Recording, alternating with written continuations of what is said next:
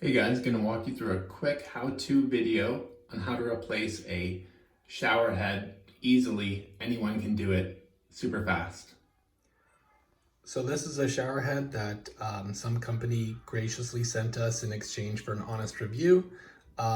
They're super cheap and powerful and useful these days. You don't have to always go to Home Depot or Lowe's and buy a Moen or a Kohler. So this is just what's in the box, fairly self-explanatory.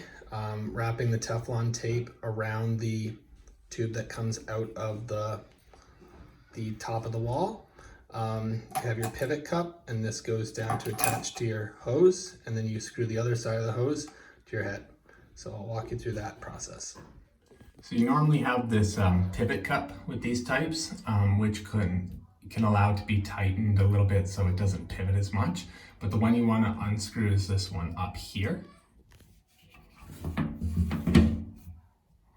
Now that just unscrewing it a little bit, you can see that previously I put some Teflon tape there, and we'll put some new stuff on it now. So we got that guy taken off now. And what you want to look for is just make sure you don't have a washer or anything in there from the previous. So I got the previous washer out, and you can clean up a little bit of the old Teflon tape if you want to have a more snug, proper connection. I know that it looks cleaner. So I got all the old Teflon tape off, so I'm gonna wrap it again. So I got it wrapped now. This Teflon tape, especially the cheap stuff, is really tricky to get perfect. So make sure you don't go too much over the opening, and you go around it about 5 times, and you get those nice, big, thick, wide bands, not strings, because that can do more damage than good. So nice, big, wide bands, and take your time and make sure it's nice and tight.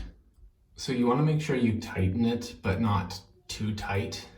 Anything with plumbing, if you go too tight, it immediately snaps the last thread or something will slip through. So try to tighten it to the point where, yeah, it's tight, but you're not overdoing it. Another thing with the Teflon tape is you don't have to necessarily do the other threads. So kind of the same thing as a Teflon tape. You can do it, but maybe start without it. And if it's leaking, even if you tighten it, then you could add that.